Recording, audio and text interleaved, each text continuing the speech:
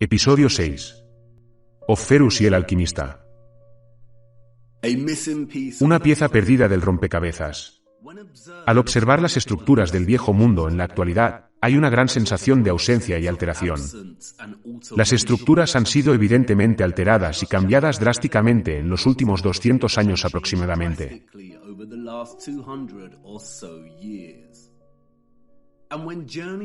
Y, al viajar por nuestro reino y estudiar estas estructuras, persiste una tremenda sensación de ausencia.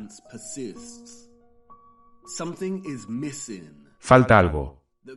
El concepto de recolección etérea, a través de estas maravillosas antenas, no es suficiente.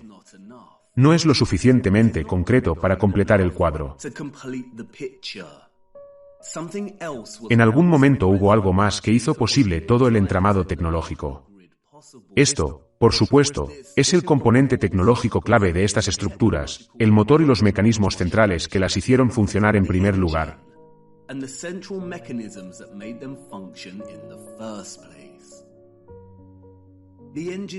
Los motores no eran, por supuesto, tokamaks. Un tokamak es un instrumento tosco y básico. Es un diseño del nuevo mundo. No pertenece al viejo mundo. No habría tenido cabida en sus estructuras.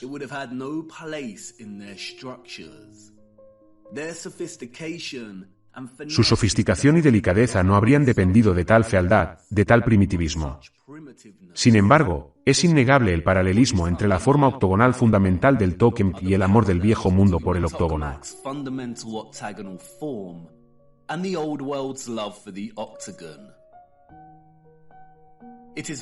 Es muy probable que la formación octogonal sea un componente esencial a la hora de generar un vórtice toroidal. Vemos el octógono en todas partes en el mundo antiguo.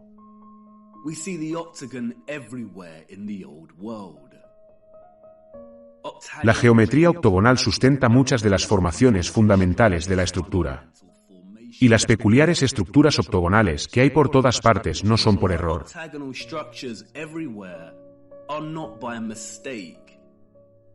Son lo que parecen, cáscaras vacías que alguna vez albergaron algo más. Esta sensación de vacío está en todas partes y sigue sin explicación. Muchas torres y cúpulas se elevan a cúpulas más pequeñas y huecas.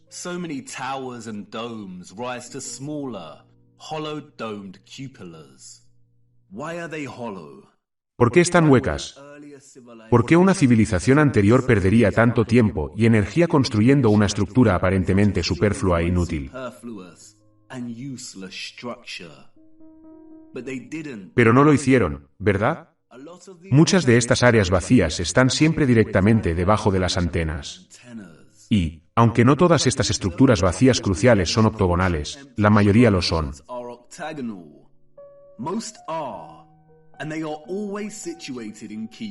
Y siempre están situadas en zonas clave, como debajo de las antenas centrales, debajo de los resonadores abovedados.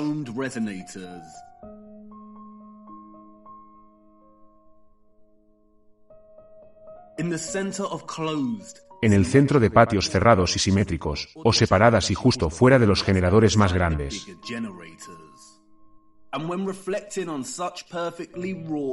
Y, al reflexionar sobre una geometría tan perfectamente forjada, la ausencia es tangible. Antes había algún tipo de cilindro o aparato contenido en este espacio.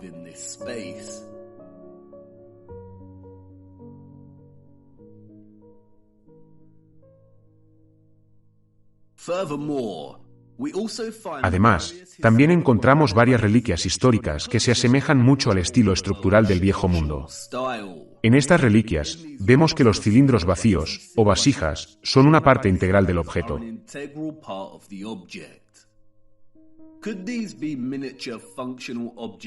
Podrían ser objetos funcionales en miniatura que reflejan la forma de los espacios vacíos más grandes que vemos en las estructuras del mundo antiguo. Quizás una especie de microobjeto doméstico que permitía el acceso a la producción de energía de las redes eléctricas más amplias.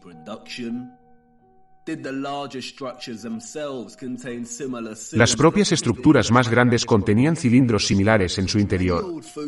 En muchas fotografías antiguas, las cúpulas y los espacios octogonales ya están vacíos.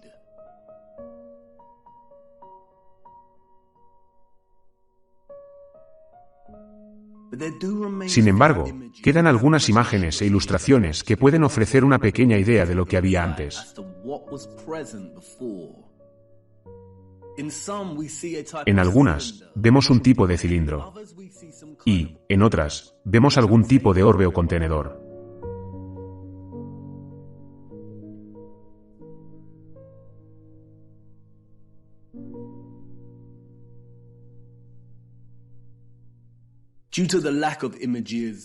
Debido a la falta de imágenes, es difícil presentar un hallazgo consistente. Y muchas cosas han sido alteradas. Y en formas que son casi imposibles de reconocer.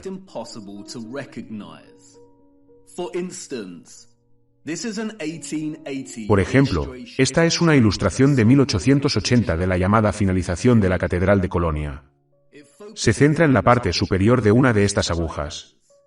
Las tablas de madera aquí son andamios. Como se puede ver, la parte superior de estas agujas se abre, revelando una especie de cilindro.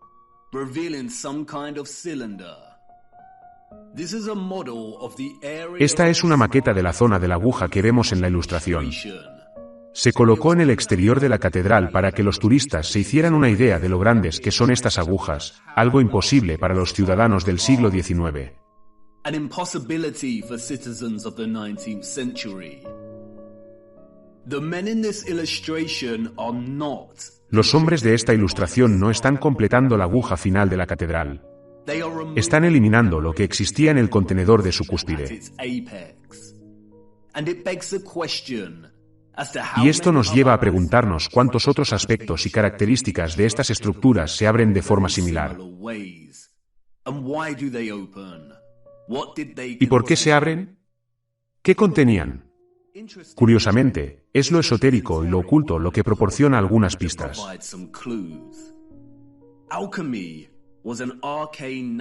La alquimia era una filosofía natural arcana, o una tradición protocientífica.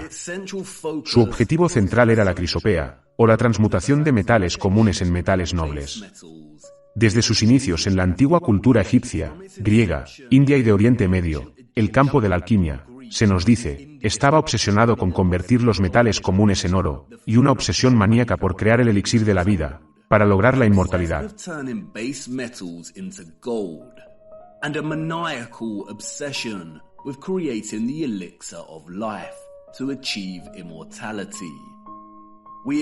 Todos hemos oído hablar del medieval Nicolas Flamel y de la piedra filosofal. Es un campo de investigación impregnado de un rico tejido de ocultismo, misticismo de la cábala y magia.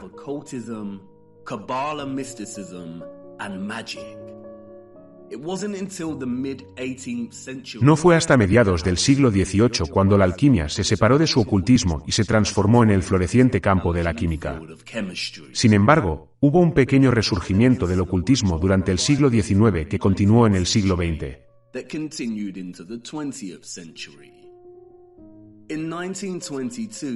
En 1922, un texto misterioso fue escrito por una figura igualmente misteriosa. El misterio de las catedrales, de Fulcanelli, un alquimista francés, según se nos dice. A día de hoy, la identidad de Fulcanelli sigue siendo objeto de debate, nadie sabe quién fue realmente. Y, como muchas figuras misteriosas de los libros de historia, su nombre parece ser un juego de palabras anagramático.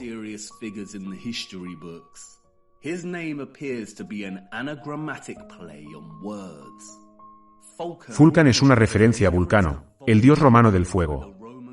Y Eli, una referencia a él, la palabra cananea para Dios.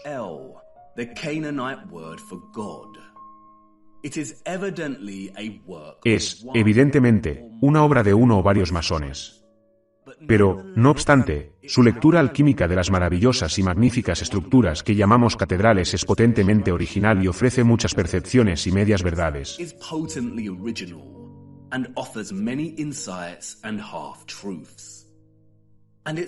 Y es en la lectura que hace Fulcanelli de la estatua de Opferus, que fue sacada de la catedral de Notre Dame y destruida, donde empieza a ofrecer al lector algunas verdades.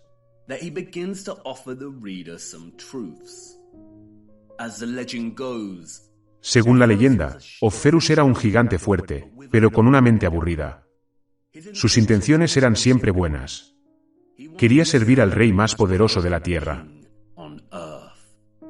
He was sent to the court of a mighty king to serve him. Fue enviado a la corte de un poderoso rey para servirle. Un día, el rey, al oír a un cantante decir el nombre del diablo, se persignó con terror. ¿Por qué haces esa señal?, preguntó Oferus. Porque temo al diablo, respondió el rey. Si le temes, no eres tan poderoso como él, razonó Oferus. Quiero servir al diablo. Y así lo hizo y se enroló entre los siervos de Satanás.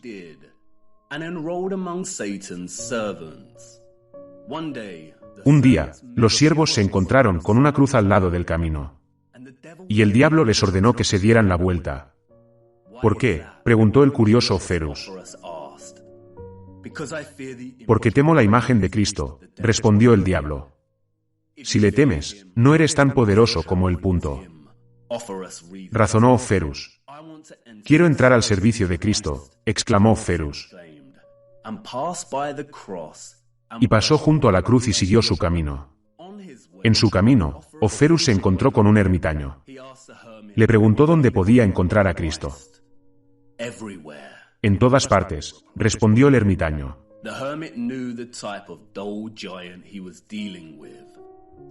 El ermitaño conocía el tipo de gigante aburrido con el que se enfrentaba y sabía que no aceptaría la oración.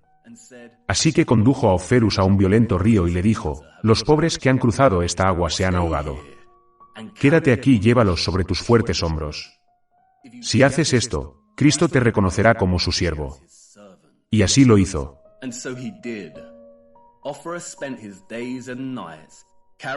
Oferus pasó sus días y noches llevando a la gente al otro lado del río.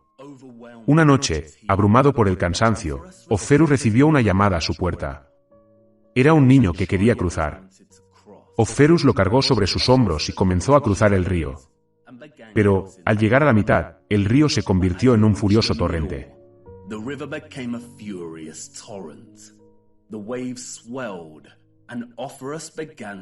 La ola crecía y Oferus empezó a flaquear.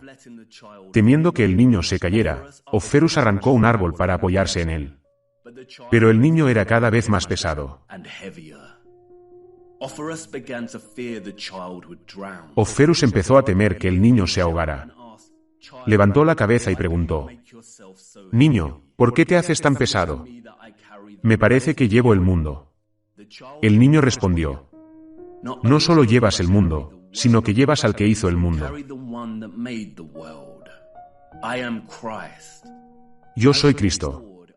Como recompensa, te bautizo en el nombre del Padre, en mi propio nombre y en el nombre del Espíritu Santo. A partir de ahora, te llamarás Cristóbal». Cristóbal caminó por la tierra el resto de sus días para enseñar la palabra de Cristo. Cristóbal, el que lleva a Cristo para las masas.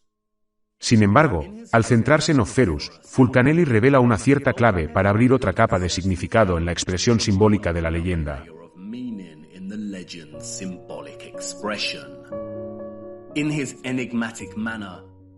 A su manera enigmática, Fulcanelli escribe: Cristóbal representa a Crisopo, quien lleva el oro. A partir de ahí, comprendemos mejor la gran importancia del símbolo, tan elocuente, de San Cristóbal.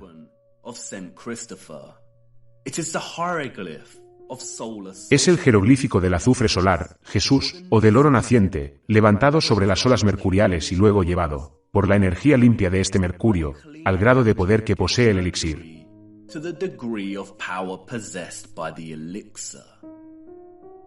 Realmente críptico.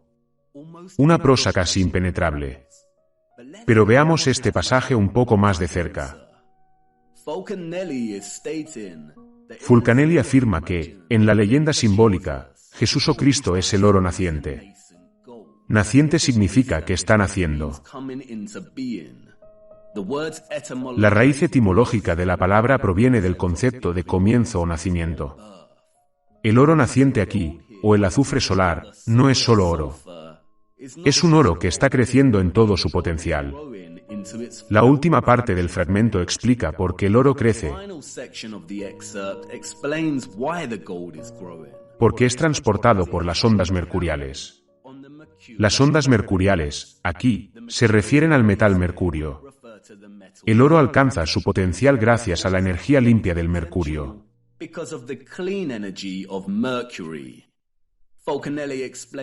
Fulcanelli explica que el color del mercurio es un gris emblemático. Y eso explica que muchas de las representaciones de San Cristóbal lo revistan de ese color.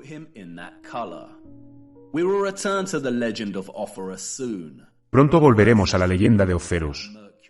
Pero antes, veamos más de cerca el mercurio. El mercurio es de suma importancia a la hora de entender, no solo la mecánica de la tecnología del mundo antiguo, sino también a la hora de entender nuestro propio tiempo contemporáneo en el que nos encontramos atravesando el enigmático paisaje de los símbolos que han dado forma a nuestra comprensión de la historia y a nuestro lugar en ella.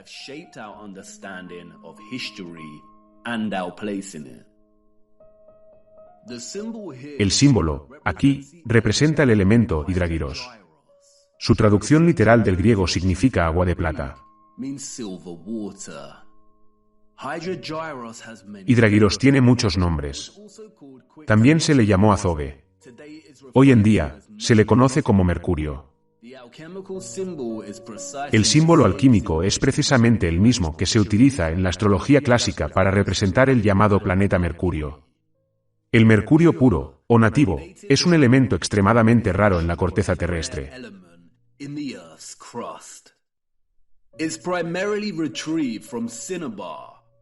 Se extrae principalmente del cinabrio, una forma pigmentada de color rojo o escarlata brillante del sulfuro de mercurio.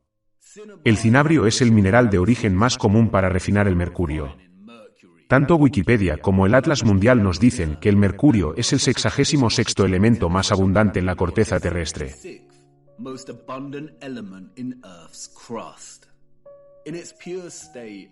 En estado puro, el mercurio es un líquido similar a la plata. Es el único metal que es líquido a temperatura y presión estándar. Tiene un punto de congelación de menos 38,83 grados y un punto de ebullición de 356,73 grados.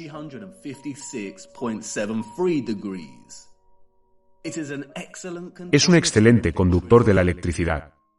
Sus usos se basan principalmente en la electricidad. Tiene un papel primordial en la iluminación fluorescente. Otros usos son los termómetros y las amalgamas dentales. El mercurio disuelve todos los metales, incluidos el oro y la plata, para formar amalgamas. La única excepción es el hierro.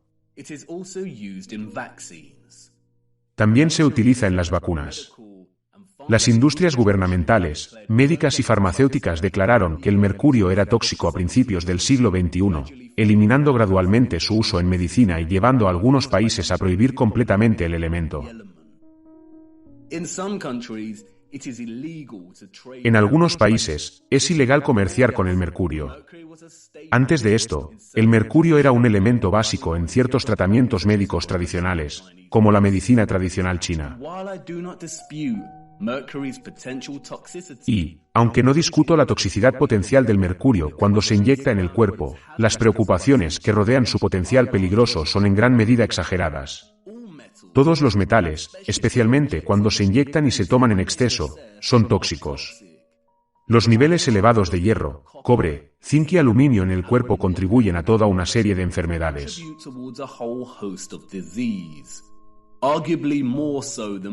Podría decirse que más que el mercurio.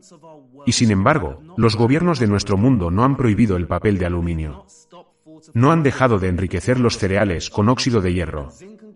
Y los suplementos de zinc y cobre se pueden comprar con facilidad, y sin restricciones en el valor de la dosis a la que una persona puede exponerse con dichos suplementos.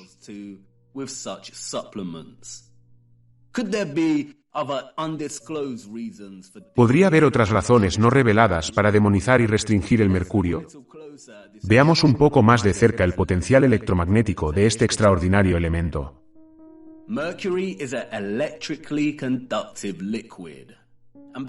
El mercurio es un líquido conductor de la electricidad. Por ello, se ha utilizado históricamente para crear interruptores de luz, electrodos en algunas baterías, como gas para crear iluminación fluorescente. Lo que es más interesante, se utilizó, según nos cuentan, en los faros. Según la historia dominante, los fareros se encargaban de mantener la enorme lente de la parte superior del faro girando todo el día, todos los días. Una lente que giraba a una velocidad determinada hacía que la luz parpadeara.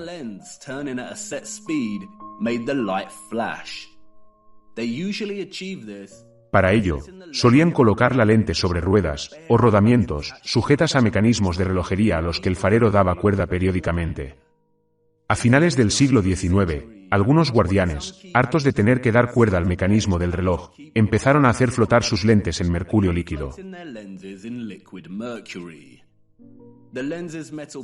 La base metálica de la lente giraba más fácilmente en el mercurio, lo que ayudaba a que la luz girara más rápido con menos vueltas. Es una práctica que todavía se utiliza en algunos faros hoy en día.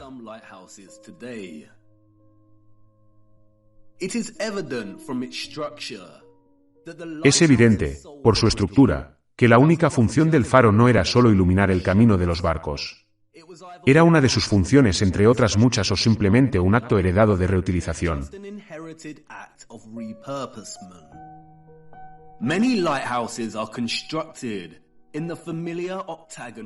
Muchos faros están construidos con la conocida estructura octogonal. Muchos tienen las franjas rojas y blancas, indicativas de las centrales eléctricas. Muchos conservan sus antenas. Y estaban situados junto al agua.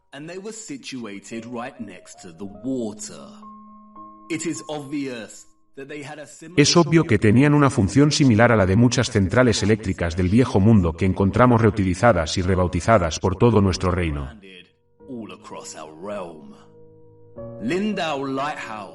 El faro de Lindauer, en Alemania, es un ejemplo fascinante. Vemos todos los dentículos y agujeros familiares, que sugieren la manipulación de vibraciones y frecuencias.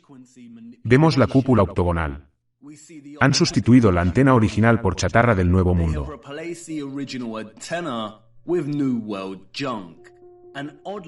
Y, curiosamente, la estructura tiene un reloj. Y, aunque los del Viejo Mundo hacían los relojes más avanzados jamás vistos, la presencia de una esfera de reloj aquí parece superflua.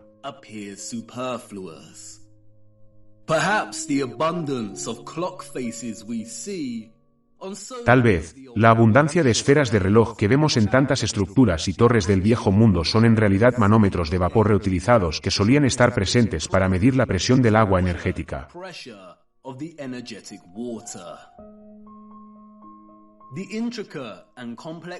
El intrincado y complejo diseño de estos faros habría sido una hazaña de la ingeniería para los del siglo XIX y sus predecesores, a menos que los anteriores al siglo XIX fueran tecnológicamente avanzados, lo que, por supuesto, lo eran.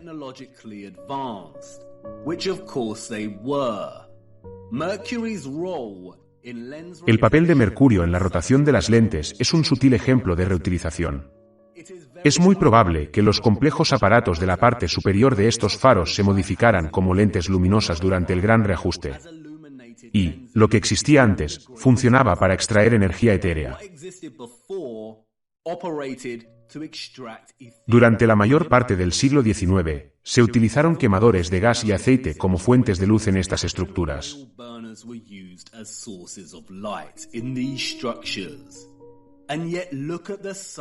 Y sin embargo, mira el tamaño de algunas de estas lentes.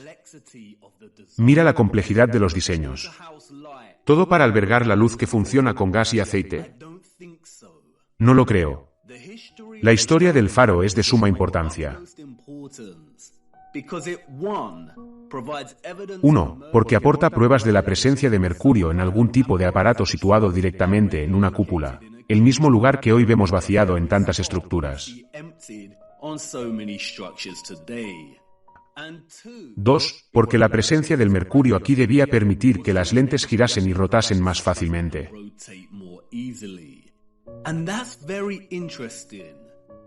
Y eso es muy interesante. Porque, mira lo que pasa cuando aplicas magnetismo y electricidad al mercurio.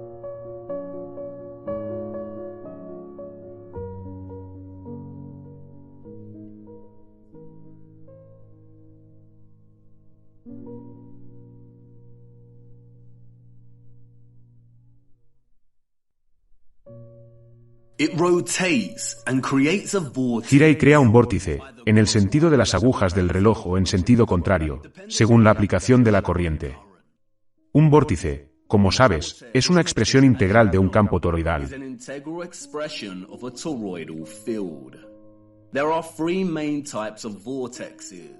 Hay tres tipos principales de vórtices: eléctricos, magnéticos y electromagnéticos. Además del potencial electromagnético del mercurio y de su susceptibilidad de formar un vórtice cuando está bajo la influencia de la corriente, el agua de plata también tiene otra aplicación no reconocida.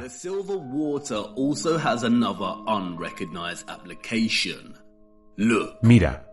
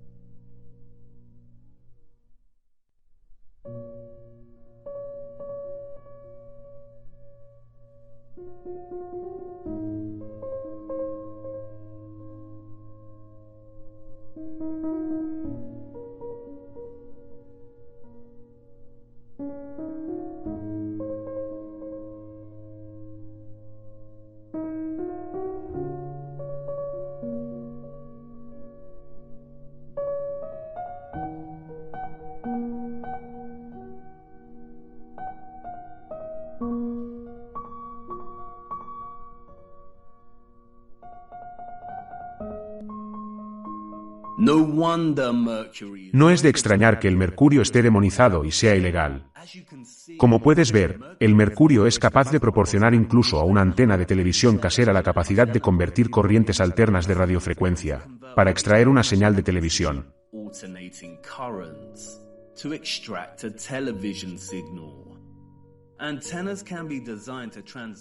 Las antenas pueden ser diseñadas para transmitir y recibir ondas electromagnéticas en todas las direcciones por igual. Y se podría plantear la hipótesis de que los orbes de las antenas del viejo mundo contenían mercurio.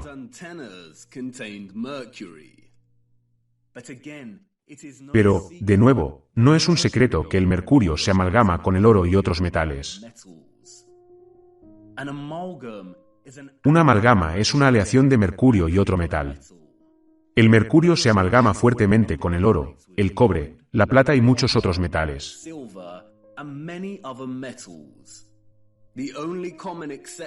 La única excepción común es el hierro. Los orbes no podían contener mercurio porque, como has visto, el mercurio habría arrastrado el oro, la plata y el cobre y se habría amalgamado con los metales.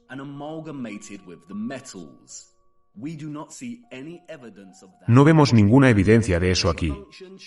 Funcionan estrictamente como antenas aéreas.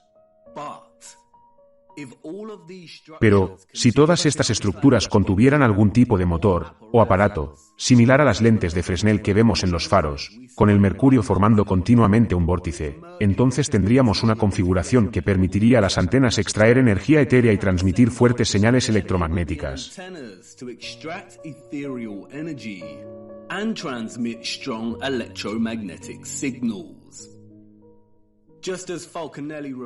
Tal y como revela Fulcanelli en su lectura de San Cristóbal, era el mercurio el que permitía al oro alcanzar su potencial. Es muy probable que los cilindros, vasos y recipientes ausentes que se extrajeron de estas estructuras, y que solían estar presentes dentro de las estructuras geométricas octogonales, contuvieran mercurio.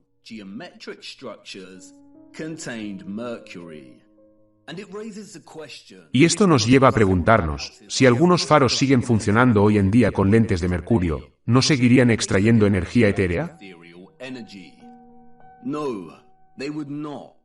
No, no lo harían. Y, una vez más, Fulcanelli nos dice por qué. Como Fulcanelli afirma en otra parte del misterio de las catedrales. La disolución del azufre, o sea, su absorción por el mercurio proporcionó el pretexto de emblemas muy diferentes, pero el cuerpo resultante, homogéneo y perfectamente preparado conserva el nombre de mercurio filosofal.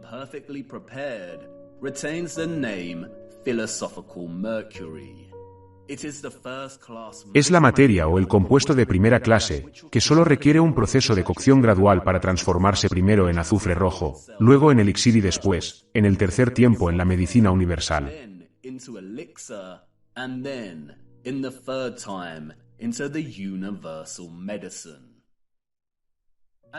Como aclara Fulcanelli, la transformación del mercurio puro en un estado sulfuroso rojo es el primer paso. Y, como ya se ha dicho, el cinabrio, o sulfuro de mercurio, es rojo. Y, como vemos aquí en las representaciones de las túnicas de San Cristóbal, lleva una mitad gris, para indicar el mercurio, y otra mitad roja, que es indicativa del sulfuro rojo.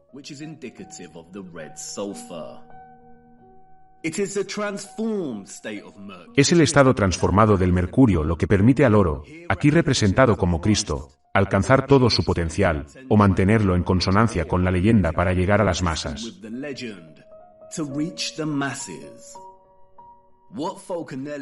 Lo que Fulcanelli nos dice en realidad es que, para poder distribuir esta energía electromagnética limpia a través de los remates o antenas de oro, tenía que haber un tipo especial de mercurio.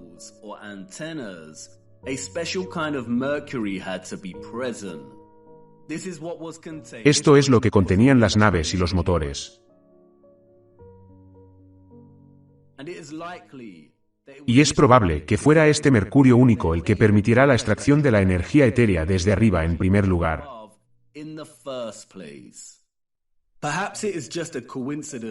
Tal vez, es solo una coincidencia, si usted cree en tal cosa.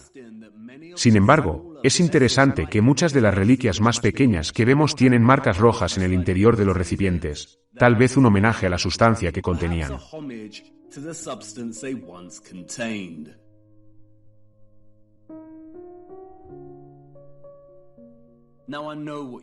Ahora, sé lo que quieres decir. Vamos. Estás convirtiendo un grano de arena en una montaña. Estás basando esto en unos pocos pasajes de las divagaciones de un engañador masónico.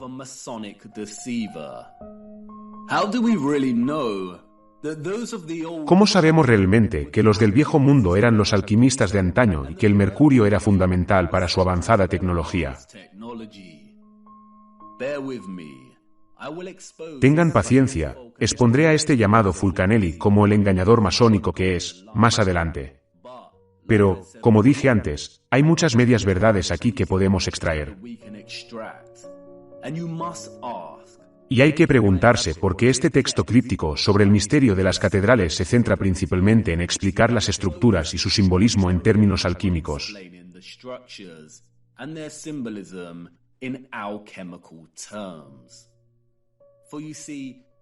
Porque, como ven, San Cristóbal no es la única expresión simbólica de la relación entre el mercurio y el oro.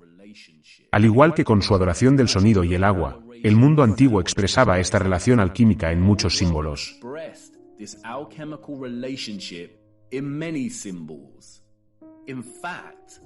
De hecho, los símbolos eran tan frecuentes que el enemigo tuvo que apropiarse de ellos y utilizarlos como armas de control y engaño.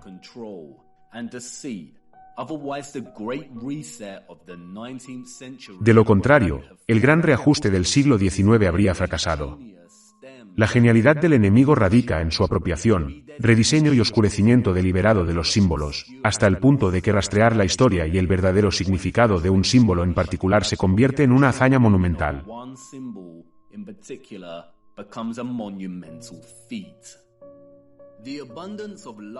La abundancia de leones y águilas que vemos en todo el mundo antiguo, principalmente en forma de estatuas, se relaciona con los elementos del oro y el mercurio.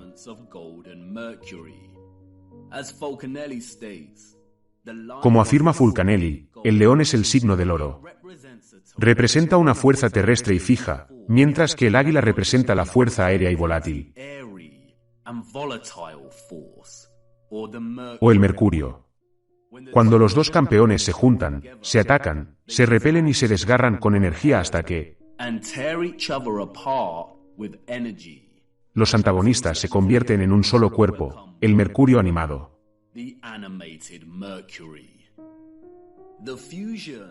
La fusión del oro fijo y del mercurio volátil crea el grifo, en el que el león o el oro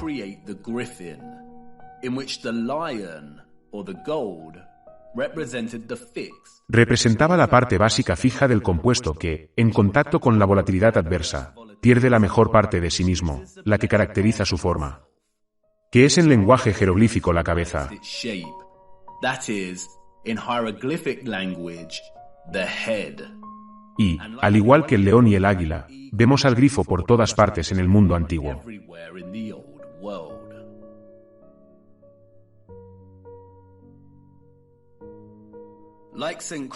Al igual que San Cristóbal, el grifo simboliza el brebaje alquímico y la combinación de mercurio y oro que impulsaba la tecnología del viejo mundo.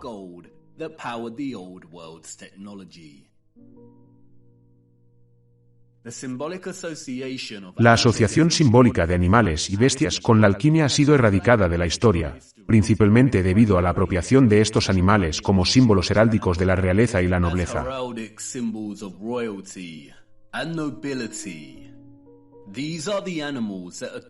Estos son los animales que adornan los sellos imperiales nacionales, como vemos atribuidos al Imperio Romano, al Imperio Británico, a los Estados Unidos, etc., un acto de dominación post-colonial sobre el viejo mundo, la apropiación de su simbolismo y la erradicación de su historia a través de una narrativa falsificada.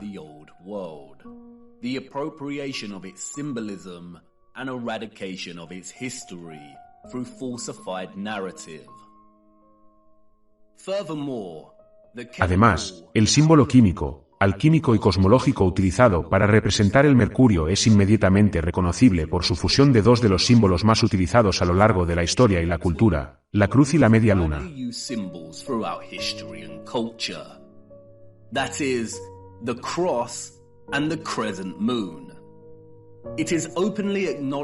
Se reconoce abiertamente que, en un momento dado, toda la simbología religiosa era anterior a su uso y aplicación religiosa actual y pertenecía a otra cultura y representaba algo diferente durante distintas épocas históricas. Pero, que esto se declare abiertamente, no significa que tenga ningún sentido. ¿Estaban nuestros antepasados históricos y sus propios antepasados históricos realmente tan poco inspirados que necesitaban reciclar símbolos ya establecidos, o no se nos está diciendo la verdad una vez más?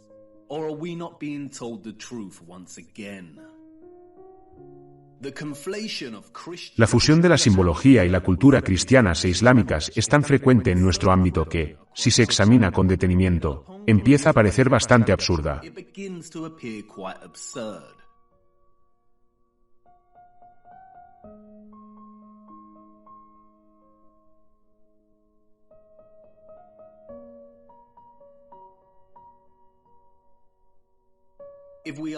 Si creemos en el relato histórico oficial, es decir, si creemos en el relato de las cruzadas y de las guerras otomanas de los Habsburgo, de la continua guerra entre Occidente y Oriente, entonces la presencia del simbolismo de la media luna en muchos de los llamados escudos y crestas de la Europa medieval no tiene ningún sentido.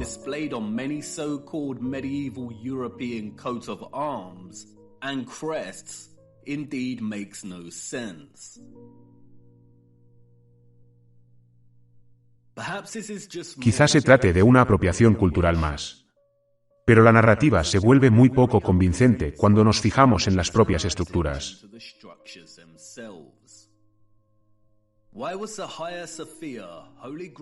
¿Por qué la gran mezquita de Santa Sofía fue construida originalmente como iglesia de Santa Sofía por el llamado Imperio Romano? Se nos dice que siguió siendo una iglesia durante casi 1000 años. Sus 4 minaretes se construyeron después de que el Imperio Otomano tomara la región. Pero, mira su diseño original.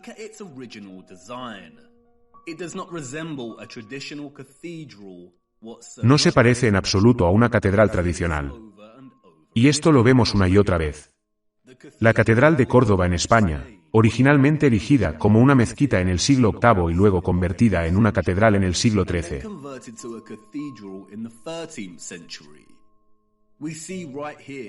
Vemos, aquí mismo, la confluencia de ambos estilos de Oriente y Occidente. Curiosamente, la estructura también presenta los arcos con rayas rojas y blancas, indicativos de centrales eléctricas que encontramos en tantas estructuras imposibles.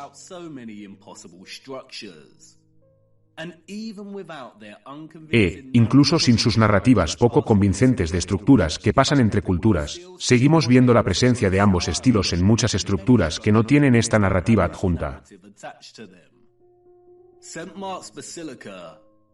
La Basílica de San Marcos y el Palacio Ducal, en Venecia, parecen extremadamente orientales.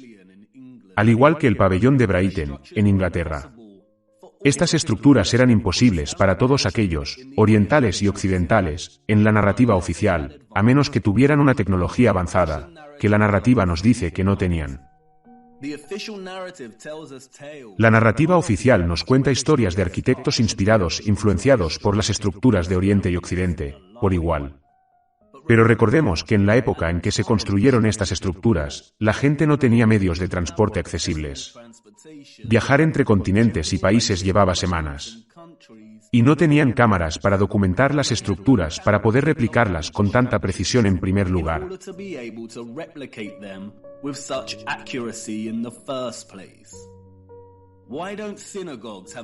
¿Por qué las sinagogas no tienen su propio estilo particular, como las mezquitas y las catedrales? Vemos esta fusión de estilos arquitectónicos en todas partes.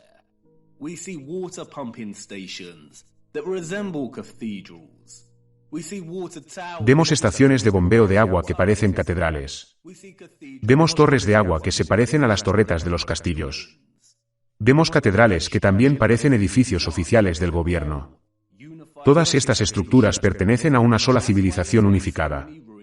Por eso encontramos tantas catedrales en ruinas en Oriente Medio. Fueron destruidas y arruinadas durante el Gran Reseteo, y después, para solidificar la narrativa falsificada. Por eso vemos la luna creciente en viejas fotografías del siglo XIX, en zonas donde no debería estar. Esto es Brasil. Mira más de cerca. Incluso hoy en día, la población musulmana de Brasil comprende un total de 1% del país.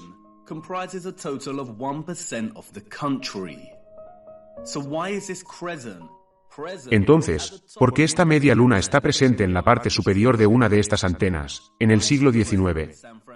¿Por qué está presente en San Francisco, en 1905? ¿Por qué vemos muchas antenas estructurales compuestas tanto por la cruz como por la media luna?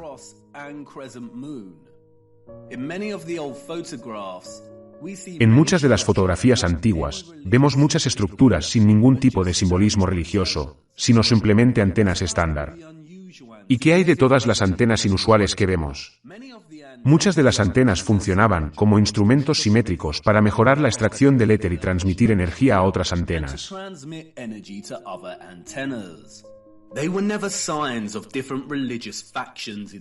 Nunca fueron signos de diferentes facciones religiosas en el mundo antiguo.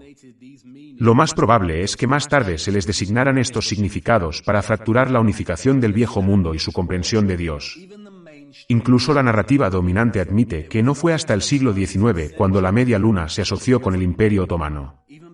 Y no fue hasta 1950 que el símbolo se convirtió en el emblema del Islam.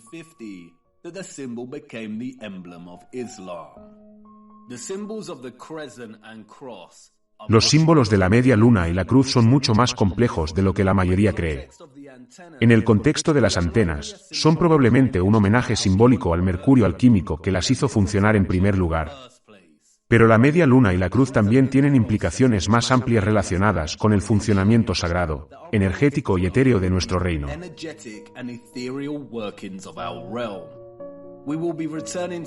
Volveremos a hablar de estos símbolos más adelante. Esto no pretende desacreditar el significado de estos símbolos en la actualidad.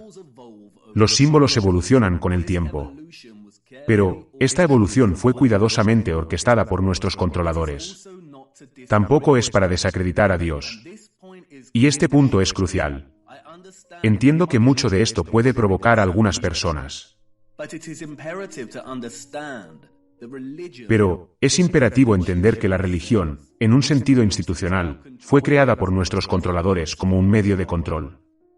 Muchas organizaciones religiosas de hoy en día son corruptas y utilizan la religión como fachada, cuando su verdadera lealtad reside en los controladores psicópatas de nuestro reino. La religión fue una herramienta esencial de engaño para justificar la infraestructura del viejo mundo. La religión no es sinónimo de comprensión de Dios, fe y oración. Y tampoco es desacreditar la vida del Hijo de Dios. No. Y esto es crucial. Y verás por qué, más adelante en nuestro viaje. Y, en muchos sentidos, esto es lo que Cristo trató de enseñar a la gente, a ver a través del engaño y la manipulación. Y cuando ores, no deberás ser como los hipócritas, pues les gusta orar de pie en las sinagogas y en las esquinas de las calles, para ser vistos por los hombres. Pero tú, cuando ores, entra en tu cuarto, y cuando hayas cerrado la puerta, ora a tu Padre que está en secreto. Como ves, las Escrituras son más precisas de lo que la mayoría entiende. Son a la vez relatos históricos, manuales de instrucciones para la vida y textos sagrados de profecía. Hay un puñado de textos que son tan importantes, que el enemigo ha estado tratando desesperadamente de alejar a la gente de ellos en los últimos tiempos. Y verás por qué esto es de suma importancia, más adelante en nuestro viaje. Quédate conmigo. Lo mejor está por venir. Y no termina aquí. La base del símbolo alquímico del mercurio, se nos dice, era un caduceo.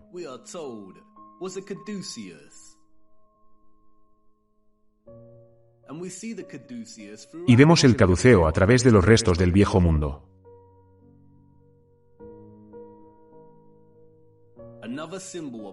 Otro símbolo del que se apropió el enemigo, que adorna muchos escudos y que fue adoptado por las industrias médicas centralizadas y corruptas que han sido responsables de crímenes masivos contra la humanidad que continúan hoy en día.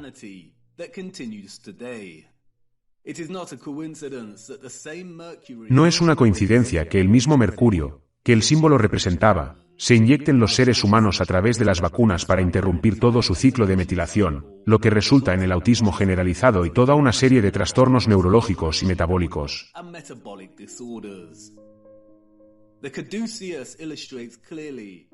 El caduceo ilustra claramente cómo tanto la mitología romana como la de la antigua Grecia sirven al enemigo como herramienta de engaño.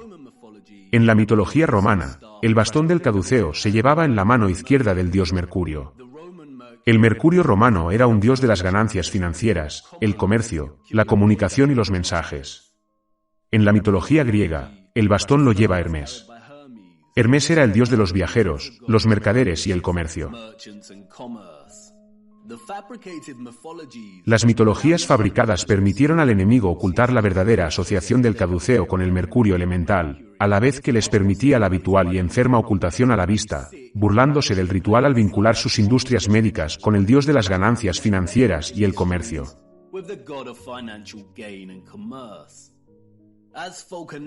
Como escribe Fulcanelli, la serpiente indica la naturaleza incisiva y disolvente del mercurio. Este reptil es el aspecto del mercurio en su primer estado y la vara de oro es un azufre corpóreo añadido. Es el mercurio filosófico y el caduceo como su símbolo.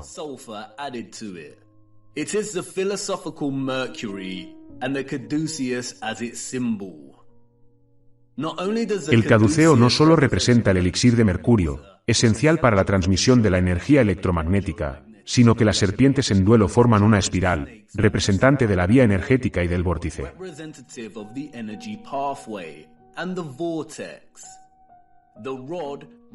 La vara representa un azufre dorado, pero también es una reminiscencia de las propias antenas.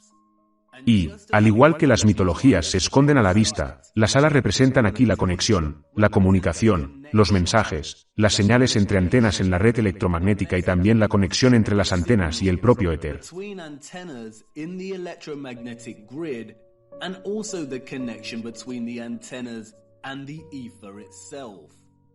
Al fin y al cabo, el dios romano Mercurio era conocido como el mensajero de los dioses.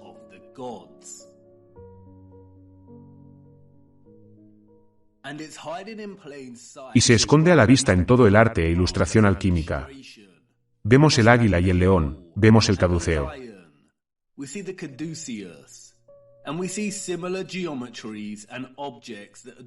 Y vemos geometrías y objetos similares que adornan la parte superior de las estructuras del viejo mundo. Y, sin embargo, sigue siendo difícil imaginar la red energética. Y aún más difícil de imaginar es el nivel de trabajo necesario para eliminar todos los motores y las naves, para destruir y ocultar lo suficiente del viejo mundo y comenzar a reescribir la historia, para que el gran reseteo haya sido un éxito.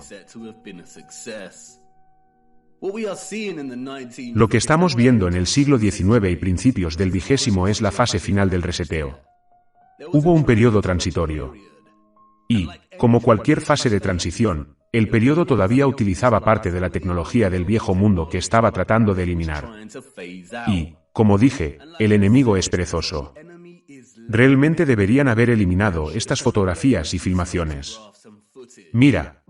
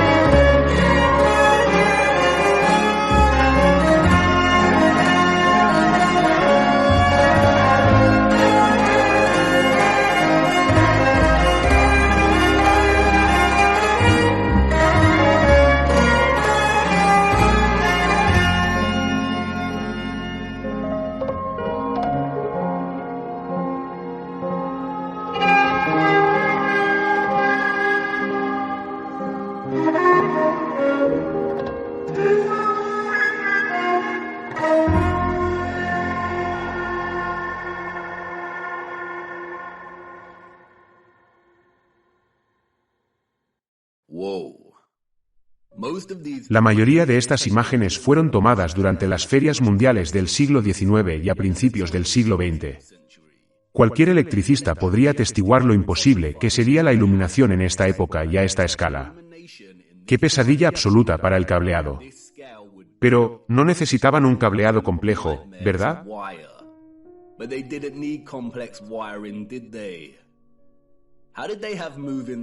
¿Cómo es que tenían paseos laterales móviles durante este periodo? También vemos esta tecnología en los florecientes parques de atracciones estadounidenses de principios del siglo XX. Por algo los llamaban parques eléctricos. De hecho, la referencia a la electricidad se puede encontrar en todas partes entre los sitios reutilizados del viejo mundo. Incluso en los lugares más insospechados. Incluso en esta fase de transición del reajuste, estos entornos tienen un aspecto glorioso. Y esto con la mayor parte de la red de agua ya destruida. Solo imagina lo que fueron capaces de lograr. Muchos de los principales iconos simbólicos de nuestro tiempo se remontan al mercurio que hizo posible este viejo mundo electromagnético y tecnológico en primer lugar.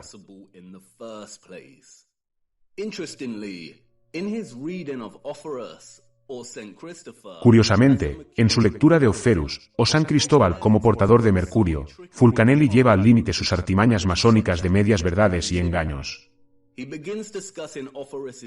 Comienza hablando del cinturón de Oferus, tal y como lo representa Julien Champagne, cuyo cuadro de Oferus cuelga en la mansión de Jan Layemen, lo que Fulcanelli llama una de las más atractivas y raras residencias filosóficas.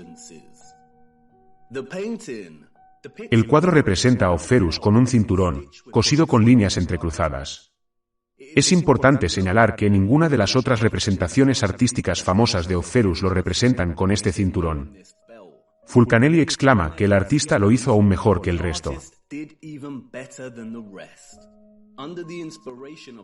Bajo la inspiración del científico hermético que ha encargado el cuadro, el artista representó a Oferus, ceñido por un ancho cinturón a la altura del abdomen.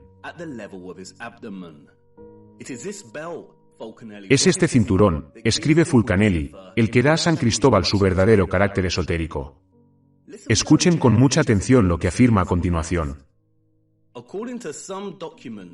Según algunos documentos conservados en los archivos de la mansión Layemen, sabemos que Jan Layemen pertenecía a la hermandad alquímica de los caballeros de la mesa redonda. Lo que vamos a decir aquí no se puede enseñar. El cinturón de Oferus es el signo que todos los filósofos reconocen como la marca externa que indica la extrema pureza intrínseca de su sustancia mercurial. Es un signo que los antiguos autores llamaban el sello de Hermes, la estrella de los Reyes Magos, el Osezno, la constelación en la que se encuentra la estrella polar.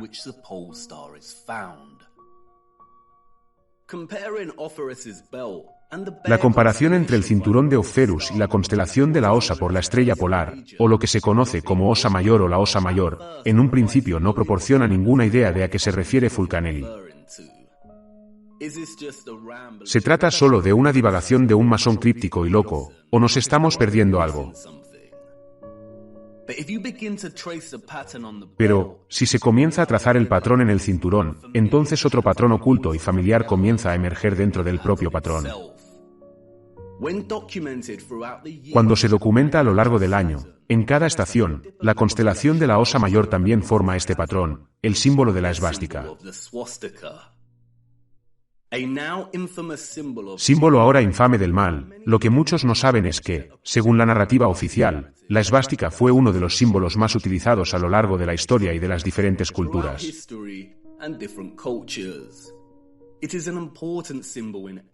Es un símbolo importante en los países asiáticos, representando el hinduismo, el jainismo y el budismo. Lo utilizaron los llamados griegos y romanos antiguos, los druidas, los celtas, los nativos americanos, los primeros cristianos, etc. Lo vemos en mosaicos, iglesias rupestres, brazaletes, rosetones, cruces, cerámica, ropa y banderas. Lo vemos en todas partes a través del tiempo y la cultura.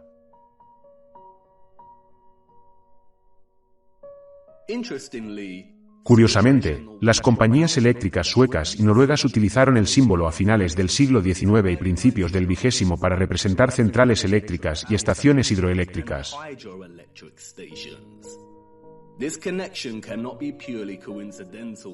Esta conexión no puede ser una mera coincidencia. La tarea de borrar la memoria y la historia no es una hazaña fácil. Requiere tiempo.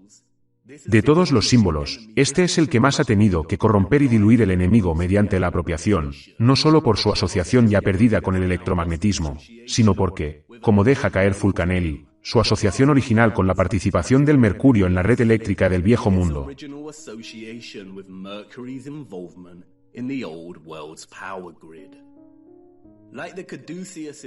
Al igual que las serpientes en espiral del caduceo, representa un vórtice que el mercurio produce en presencia del electromagnetismo. La esvástica es el vórtice. También representa otro vórtice, el que está debajo de Polaris y la Osa Mayor, en el centro.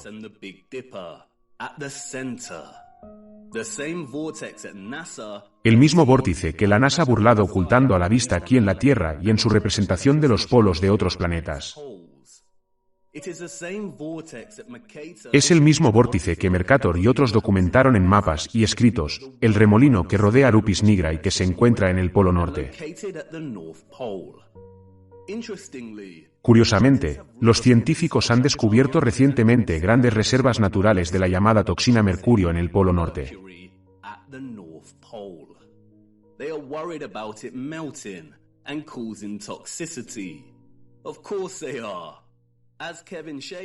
Como escribe Kevin Schaefer en el artículo de National Geographic, resulta que no solo hay mercurio en el permafrost, sino que el Ártico es la mayor reserva de mercurio del planeta.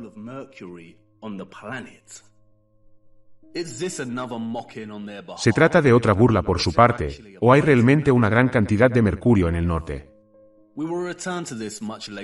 Volveremos a hablar de esto mucho más adelante en nuestro viaje. Los metales nobles y su ubicación original en la Tierra son muy importantes. Y son las escrituras las que tienen la respuesta. El mundo antiguo lo sabía. Conocían la Tierra que pisaban mejor que nadie. Sabían que los metales alquímicos, el oro, el hierro, el cobre, el mercurio, etc., podían fusionarse de manera que les permitiera acceder a la energía electromagnética etérea. Sabían que Opferus, el mercurio alquímico, podía elevar al Cristo, el oro alquímico, y llevarlo a las masas. No es una coincidencia que el camino por el que Opferus llevó a Cristo fuera a través del río, del agua. La leyenda de Opferus es una totalidad simbólica y metafórica del sistema energético del viejo mundo. Tienes una pregunta. Y tengo la sensación de que sé lo que vas a decir. ¿Quieres preguntar sobre los mapas, Mercator y demás? Si han fabricado la historia, han distorsionado tanto el significado simbólico y han mentido sobre los que vinieron antes, ¿cómo podemos confiar en estos viejos mapas y relatos del norte? ¿Cómo sabemos que Hiperbórea es un lugar real y que hay un vórtice en el centro? Ese es el espíritu. Una pregunta importante. Por desgracia, no podemos confiar en los mapas, y tengo que mostrarte por qué. Y ahora es el momento de hablar de los relojes. Porque, verán, hay otro mapa, oculto y olvidado desde hace tiempo, el más antiguo de todos. Y no es perfecto, de ninguna manera. Pero, es todo lo que tenemos.